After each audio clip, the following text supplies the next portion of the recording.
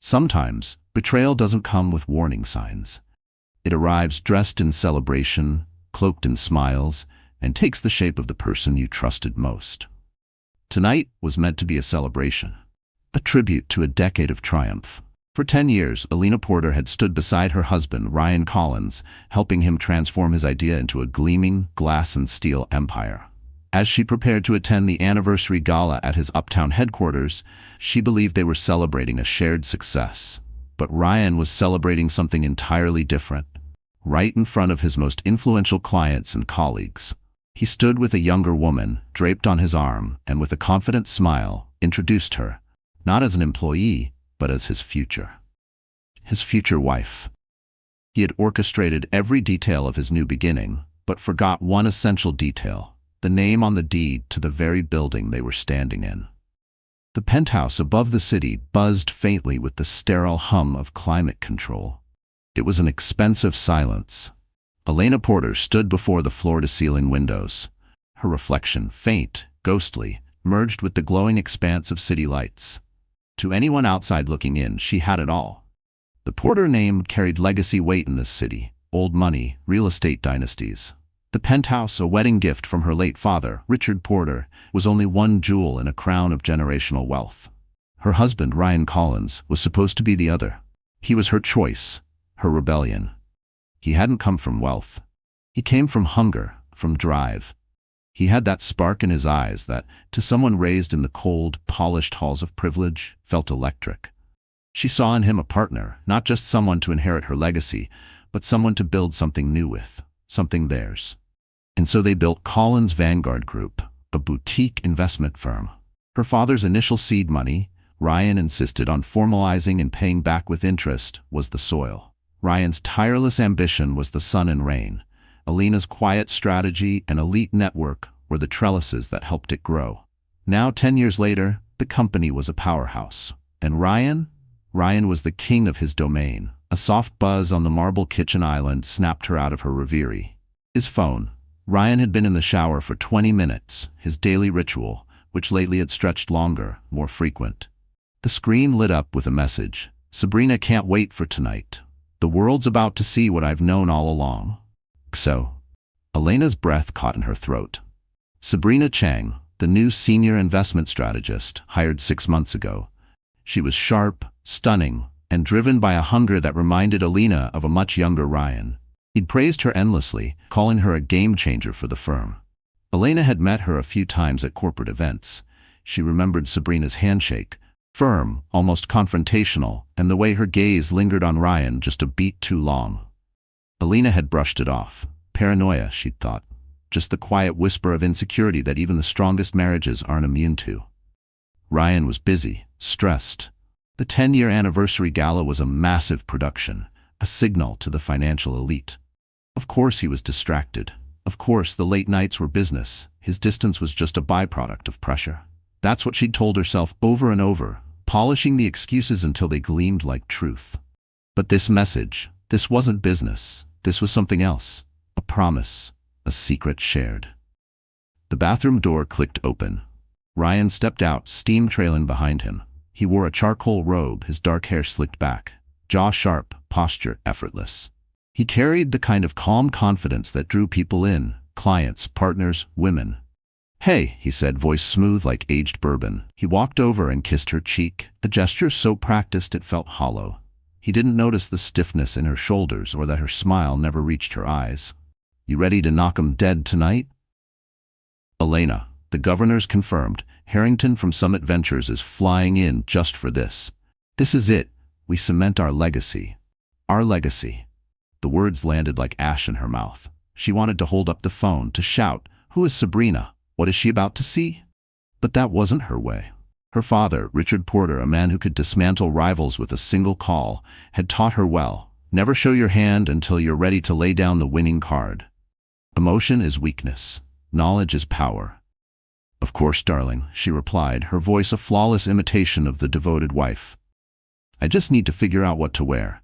Something that says power behind the throne, don't you think?" Elena said. Ryan chuckled, already heading for his walk-in closet. "Whatever you wear, you'll be the most stunning woman in the room. You always are."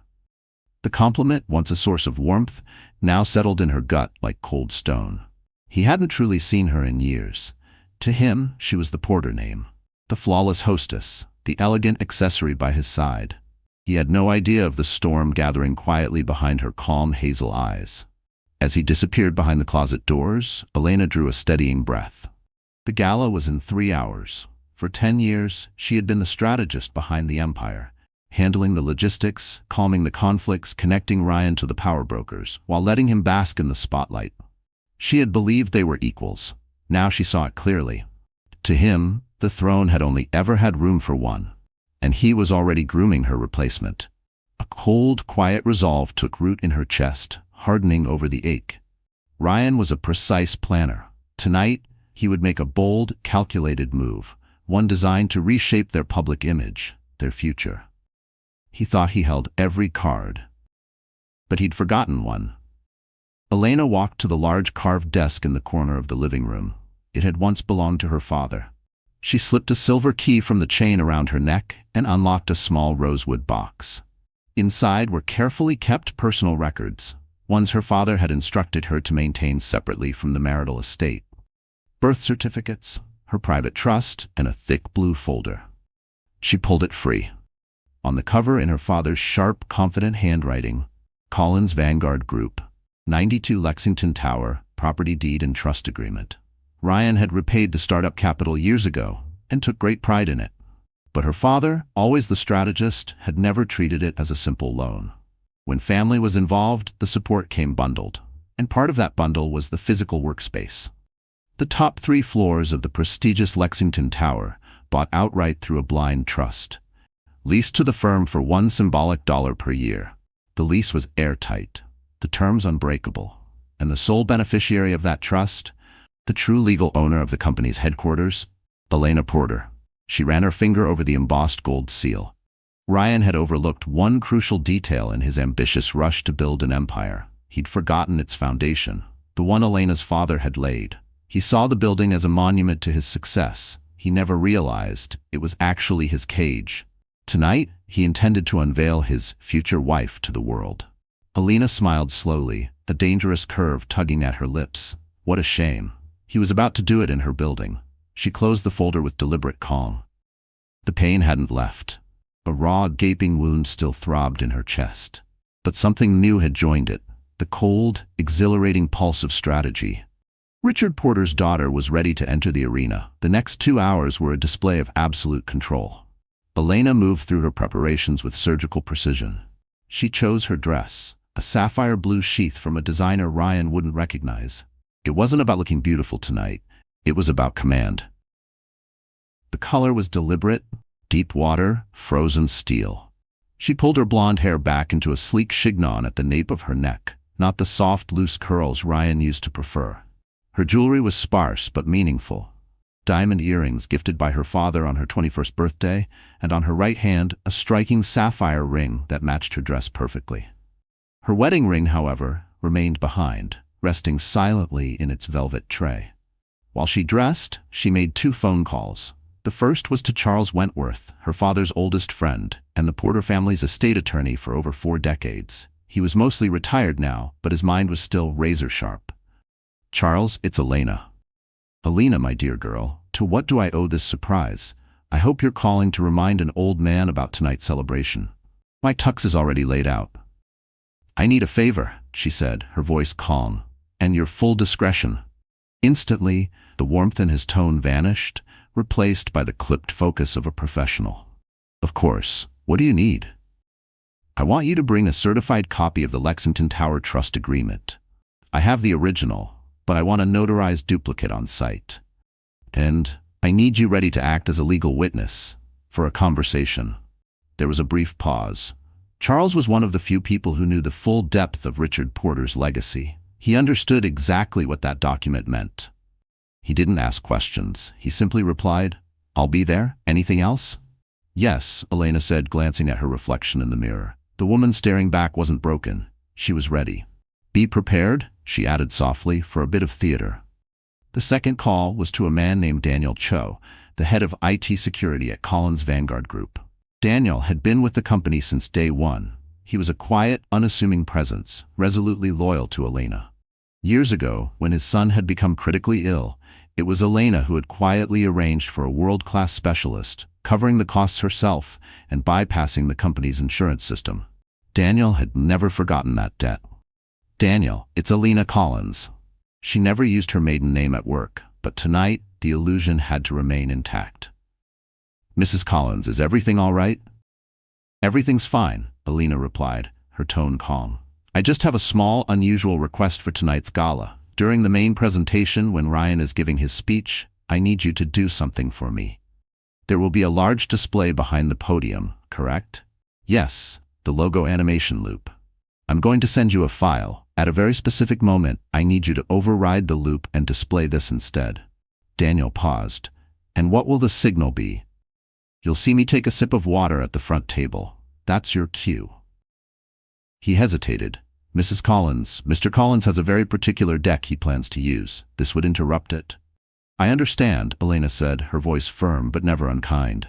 This isn't about business, it's personal, and I wouldn't ask unless it was critically important. Can I rely on your discretion?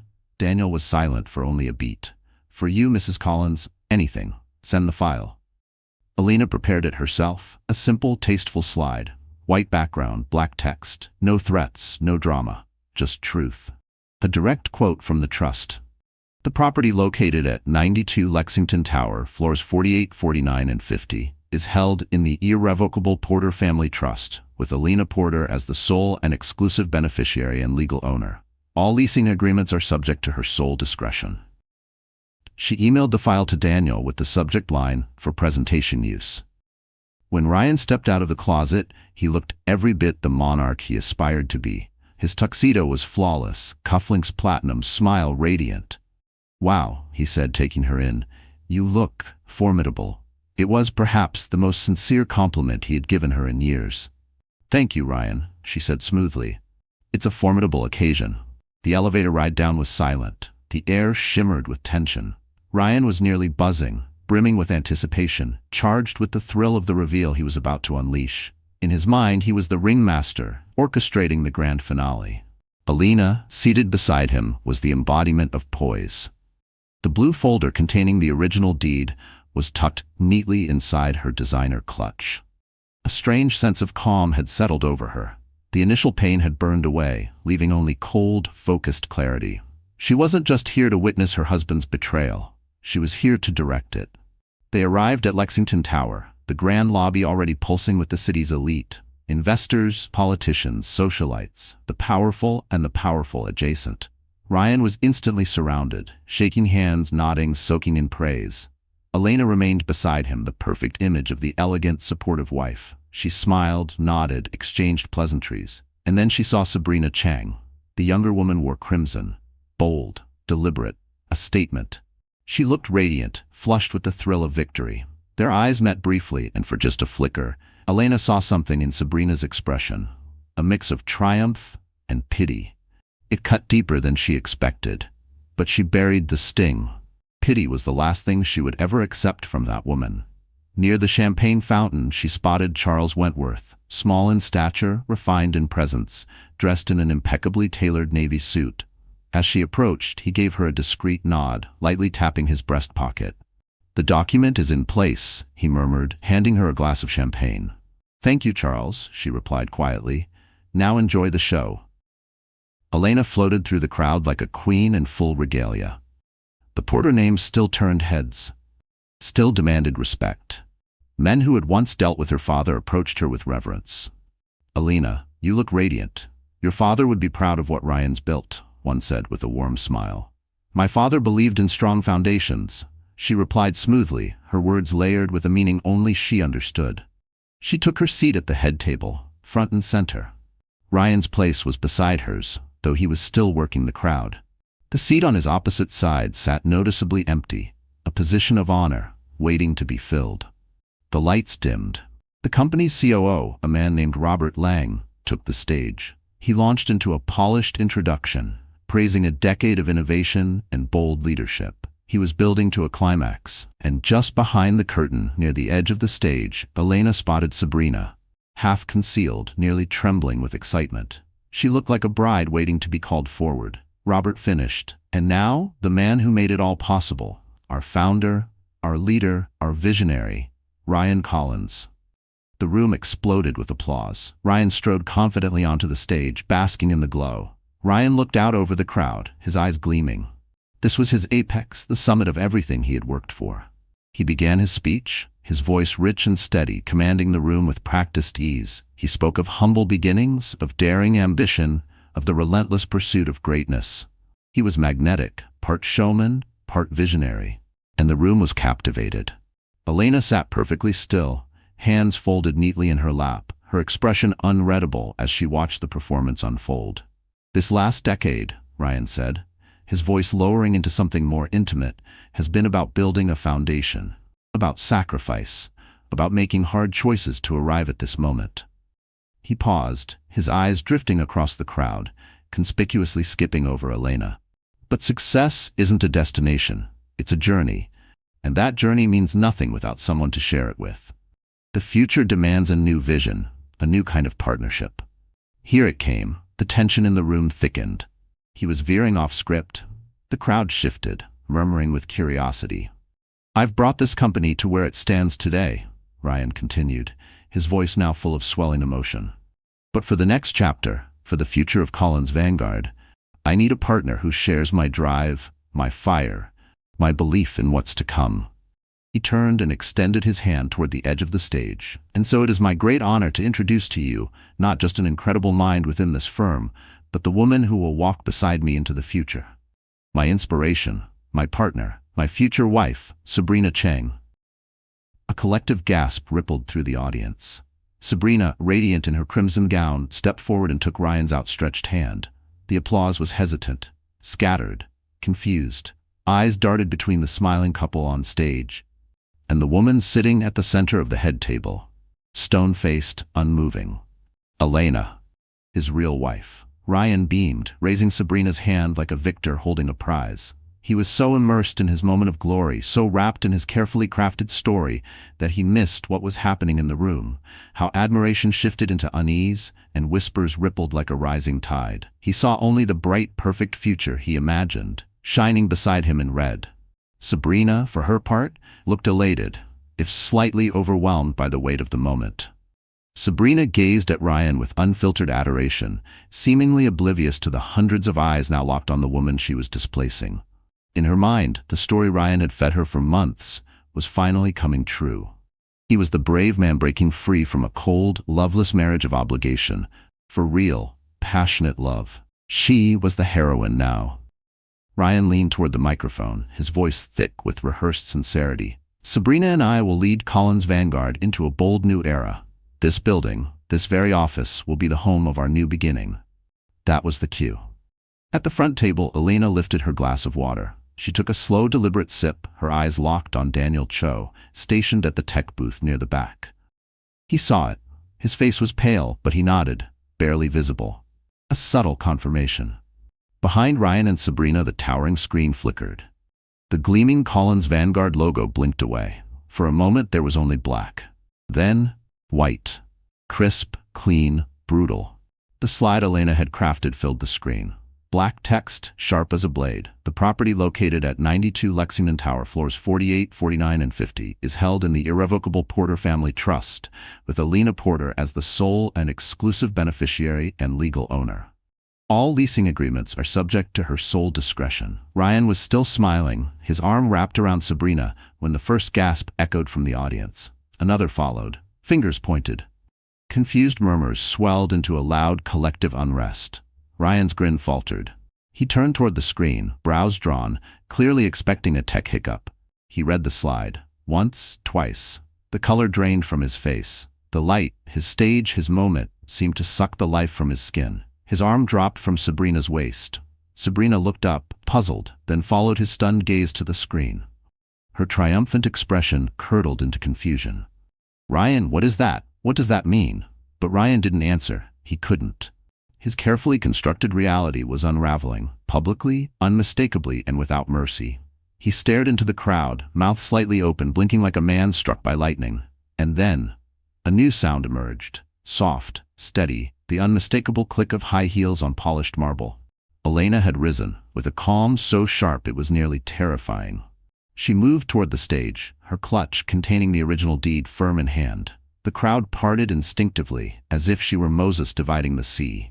Every eye locked onto her. She was no longer the humiliated wife. She was the executioner. Elena ascended the short staircase, stopping just feet away from the stunned couple. She didn't acknowledge Sabrina. Her gaze never left Ryan.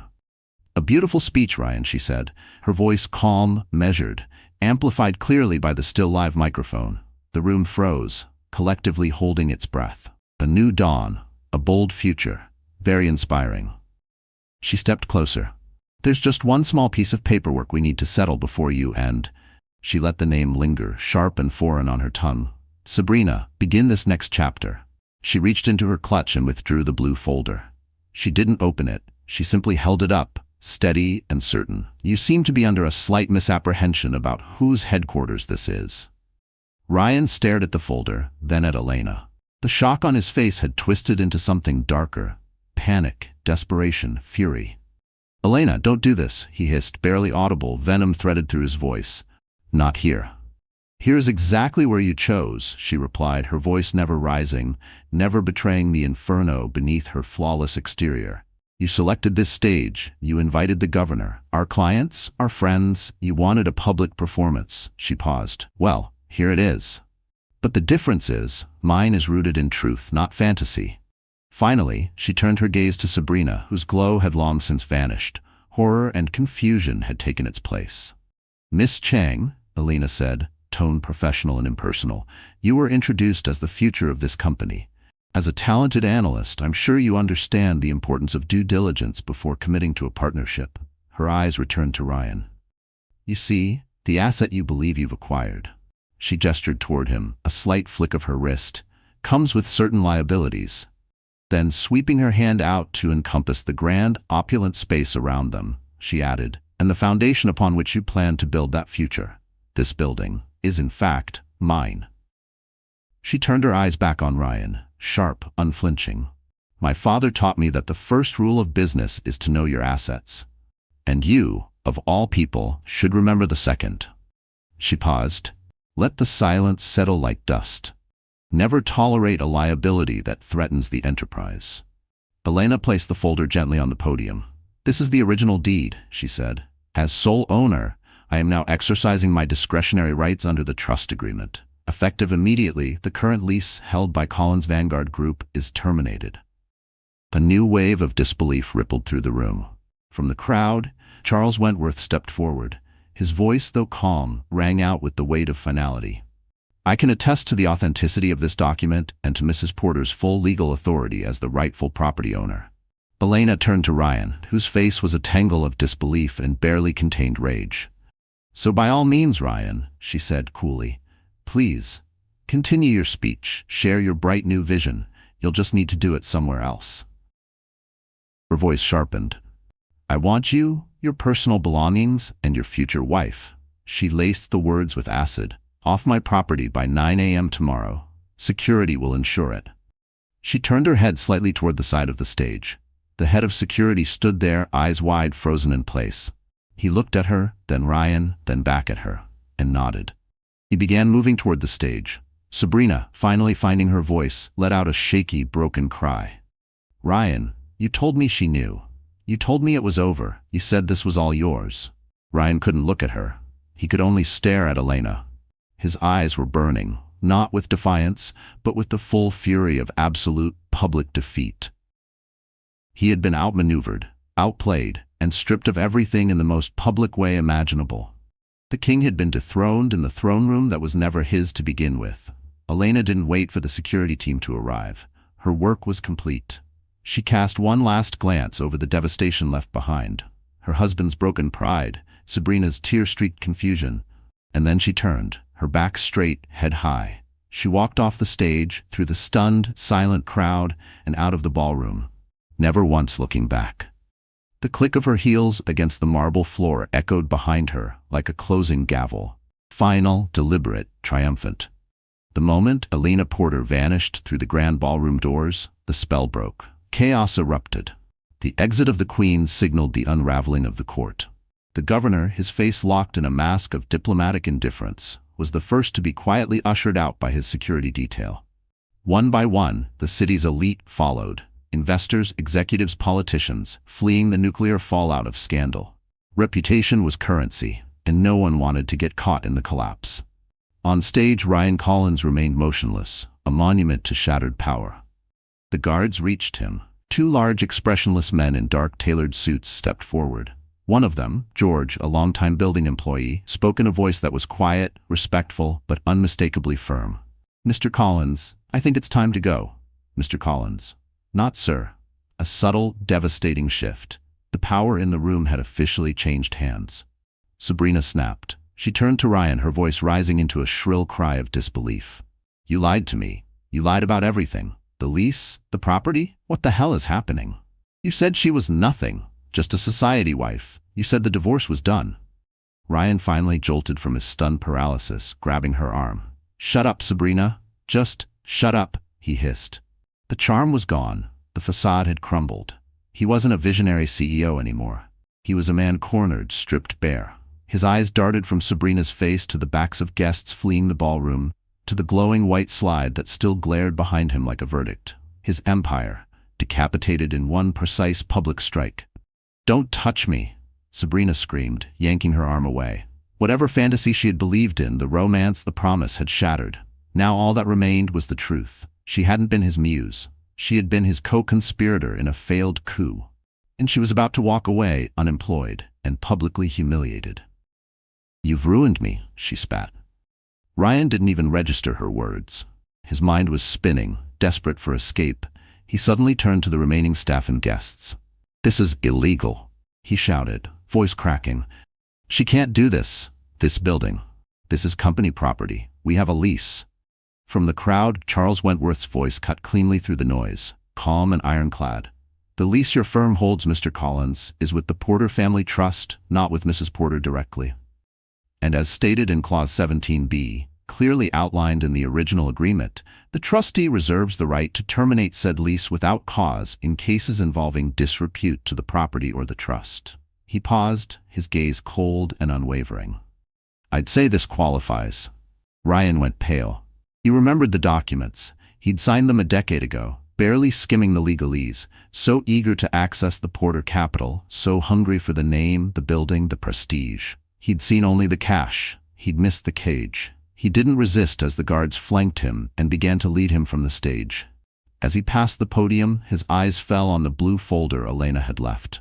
In a final act of defiance, he swiped at it. Papers scattered across the marble floor. The original deed slid out, undeniable, final. Across the polished marble floor, the papers scattered like fallen confetti. Ryan's final, childish gesture of defiance, sealing his disgrace in the eyes of the few who still remained. Sabrina stood alone on the stage. The crimson of her gown, once daring and bold, now looked garish and cheap beneath the unforgiving lights. The crowd was gone. The dream was over. She hugged her arms around herself and began to cry. Not for love, but for the future she'd once believed was hers. Elena didn't go home. Instead, she returned to the one place that had always been her refuge, her father's library in the old Porter estate, left untouched since the day he passed. She entered the cool, dark room, the scent of old leather, ink, and aged paper wrapping around her like a memory. She didn't turn on the lights. She simply sat in his worn leather armchair, the one facing the cold, unlit hearth, and let the silence surround her. The adrenaline had drained away, and in its place was the vast, hollow ache of betrayal. She had stood in front of hundreds of people and executed the most calculated act of her life. But now, alone in this quiet sanctuary, the strength she wore like armor began to crack. Her fingers trembled against the leather, her throat clenched against a scream that never came. She had won, but the victory felt muted. She had sacrificed a decade for a dream, for a partnership she thought was real. She had believed in Ryan, had celebrated his achievements as if they were their own. To realize that he had seen her not as a partner, but as a stepping stone, was a pain deeper than she'd ever imagined. It wasn't just the man she mourned, it was the illusion. The belief that love, once forged in fire, could survive success, temptation, and time. The tears she had refused to let fall in public now quietly welled. She wasn't just grieving the marriage. She was mourning the woman she used to be, the one who believed that love could be a union of equals, not a calculated acquisition. Her phone buzzed. A message from Charles. "It's done. He's gone. The staff is awaiting instructions. What's our next move?" Elena wiped her eyes. The grief would need to be faced eventually, but not tonight. Tonight was about what came next. The queen had taken back her castle. Now she had to rule it.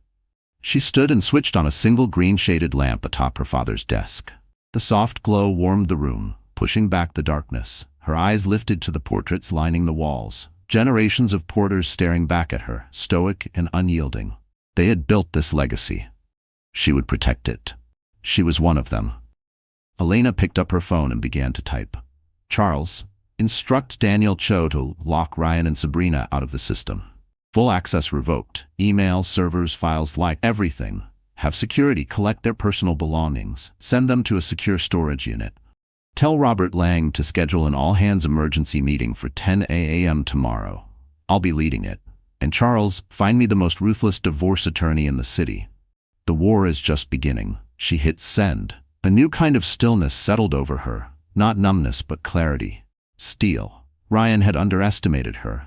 He had mistaken her quiet support for fragility. Her love for foolishness. Now he was about to learn what a porter does when cornered. He wanted a new beginning. She'd give him one, from the rubble. The next morning, the atmosphere inside Collins' Vanguard group was heavy. Anxious whispers, darting eyes, a silent panic. The news of the previous night had torn through the city like wildfire. Everyone knew Ryan Collins, the golden boy, had been dethroned. And the quiet, elegant wife no one took seriously was now not just the landlord, but the ruler. At exactly 10 a.m., Elena Porter walked into the main conference room. She wore a sharply tailored charcoal gray pantsuit. Her hair was pulled back. Her eyes were calm and unwavering. She didn't sit at the head of the table. She stood, and the room fell silent. "Good morning," she began, her voice smooth but firm. "I know you all have questions, so let me be perfectly clear. The ownership of this building is not in dispute, but the future operations of this firm are. My goal is singular: stability. I will protect our clients' interests, which have been recklessly endangered by Mr. Collins's actions." The room remained frozen. Robert Lang, the COO, longtime loyalist to Ryan, cleared his throat. "Mrs. Porter, with all due respect, Ryan built this company. His relationships, they're the foundation of our client base." Elena met his gaze, unwavering. "The relationships Ryan built are now liabilities." What happened was not a personal misstep. It was a catastrophic failure of judgment, and it exposed this firm to scandal, legal vulnerability, and reputational damage. She let the silence linger, let the weight of the truth settle. "The foundation you speak of?" She paused, her voice low but deadly. "It's cracked.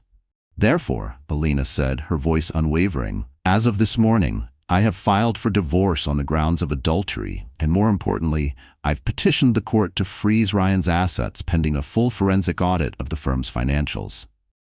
A wave of shock spread across the conference room. This wasn't about marriage anymore. This was war. "A forensic audit?" Robert blurted out. That's not necessary. The books are clean." "Are they?"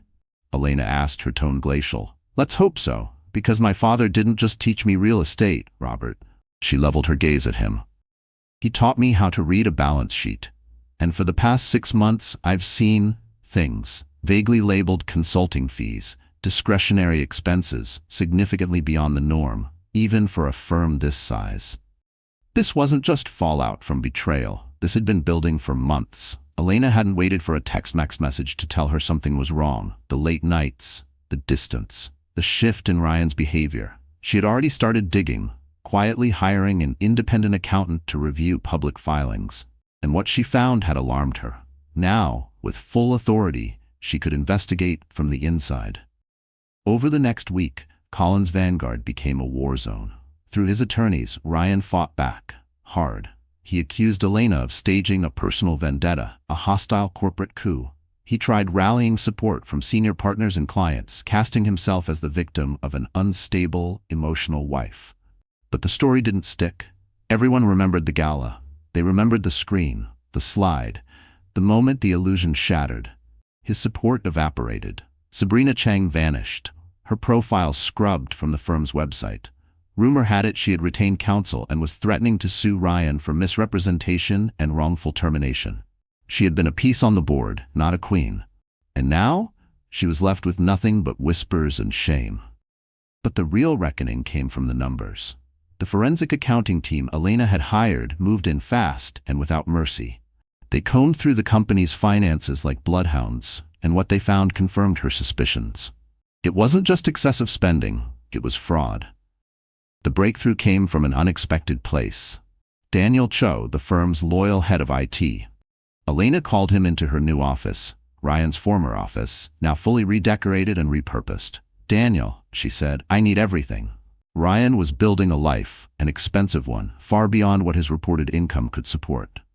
Were there signs, hidden servers, private communications? Daniel hesitated. He was loyal to her, but what she was asking crossed a boundary. "Mrs. Porter, what you're looking for," Daniel said carefully, "would be on Ryan's private server. It's firewalled off from the company network." Elena nodded. "Then get in." Her voice was calm, final. "This isn't about my marriage anymore," she said. "This is about crimes, potentially federal crimes, that could bring down this firm and everyone tied to it. If he stole from this company, then he didn't just steal from me. He stole from all of us." That was all Daniel needed. The next morning, he returned with a single USB drive. He was arrogant, Daniel said, handing it to her. "Used a shell corporation, Future Dawn Enterprises, registered in the Cayman Islands. He's been funneling money into it for the past 18 months. He masked the transfers as consulting fees, but they weren't going to a real firm. He's been building a nest egg, a massive one." The data was irrefutable, the smoking gun. Ryan hadn't just planned to replace Elena. He had been siphoning money out of the company, their company, to bankroll a new life. Those consulting payments weren't just dinners or designer gifts for Sabrina. He had been bleeding the firm from the inside out. The total? Nearly $8 million. That night, Elena sat at her father's old desk, the evidence spread out before her. And the betrayal, it was worse than she had ever imagined. This wasn't a moment of passion. It was a long con, a cold, calculated heist. He hadn't just stopped loving her. He had plotted to dismantle her legacy, and he'd nearly succeeded. She thought of the options in front of her. She could take the data, leverage it in divorce court, negotiate, force Ryan to walk away with nothing, keep it private, quiet, clean. But then she thought about the employees, the ones whose pensions depended on this firm's survival, the clients who had trusted them. The 10 years she had invested. A quiet settlement felt like complicity. It felt like letting him win. Her father had been tough, ruthless even, but never a thief. And that was the line Ryan had crossed. She picked up the phone and called the district attorney's office. The end for Ryan Collins didn't come with a courtroom showdown or dramatic final words, but it was coming. It happened on a gray Tuesday morning, on a nondescript sidewalk beneath a sky as dull as the life he now led.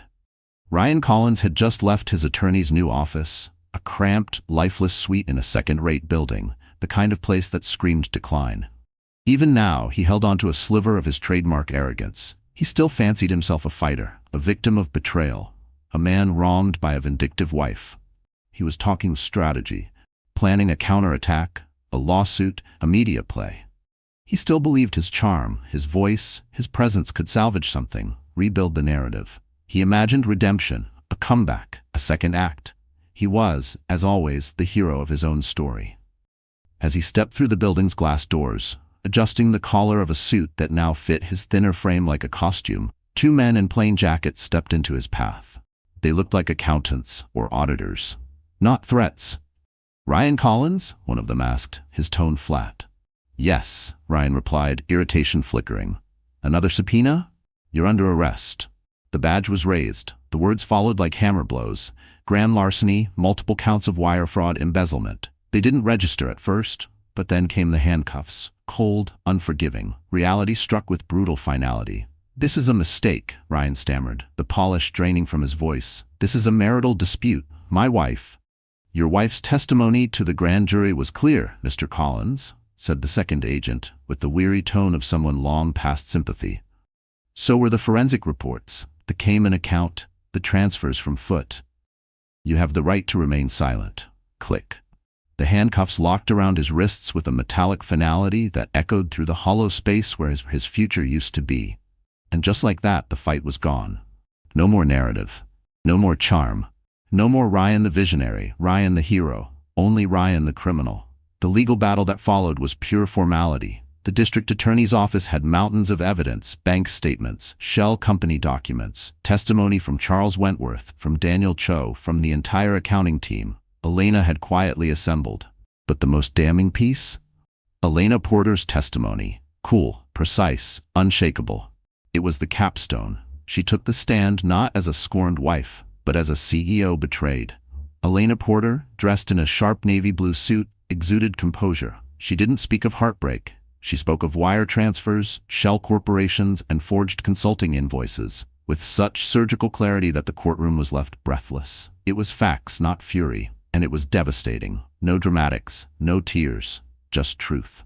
Faced with an airtight case and the threat of more than a decade behind bars, Ryan Collins unraveled. Gone was the charm, the arrogance. All that remained was fear. He accepted a plea deal in exchange for full cooperation and forfeiture of all assets. He received 7 years in a minimum security federal facility. Everything was liquidated. The penthouse, the sports cars, the artwork, the platinum cufflinks. All of it sold. The funds funneled back into the company he'd tried to bleed dry. Sabrina Chang, the future wife, faced her own quiet downfall. Her threats of legal action fizzled. Ryan had nothing left. She became a pariah.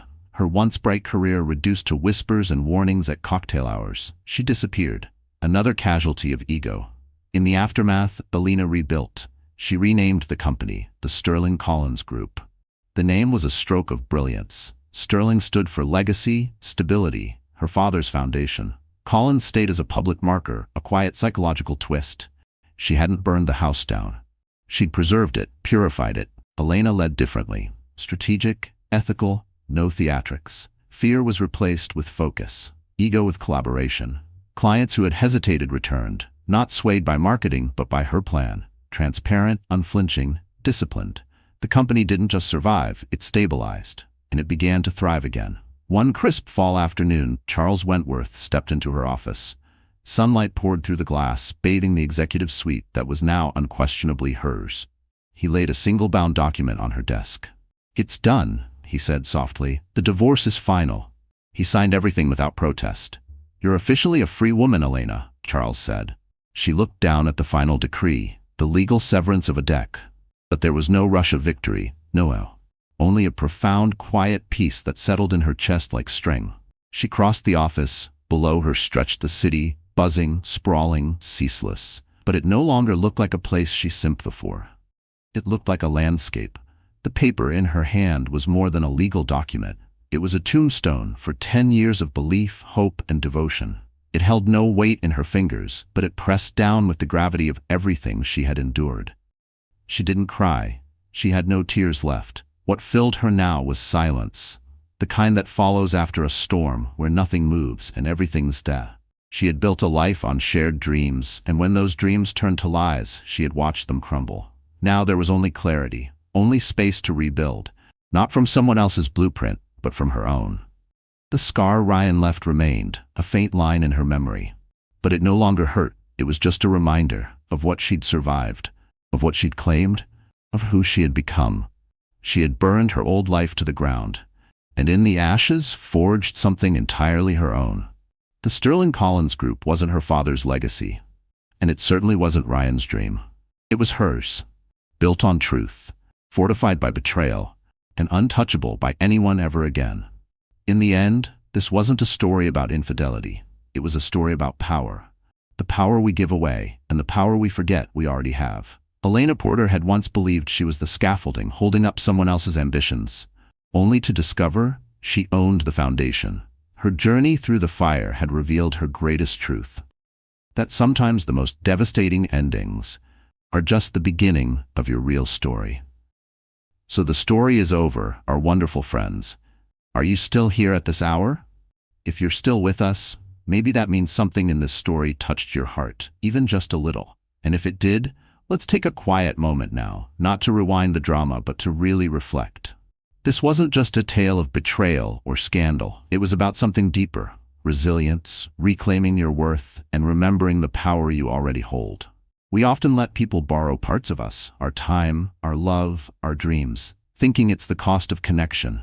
But when those people forget our value, it's not the end. It's the beginning of finding it again. Alina Porter thought she was a support beam, holding up someone else's empire. But in the fire of betrayal, she saw the truth. She owned the entire foundation. And from that rubble, she didn't just survive. She rebuilt something stronger, purer, unshakably hers. There's a quote I want to leave with you tonight from Nayyirah Waheed. You will be lost and unlost over and over again. Relax, love. You were meant to be this glorious, epic story. If you're going through something hard, if you feel like you've lost your power, remember Alina. Her pain didn't define her. Her choices did. So if you're still here, really here, I want to thank you. This wasn't just a story. It was a mirror, maybe, for something you're walking through too. Like this video, if it moved you, share it with someone who needs to hear that endings can be the start of something extraordinary. And don't forget to subscribe, because the next story we tell might just be yours.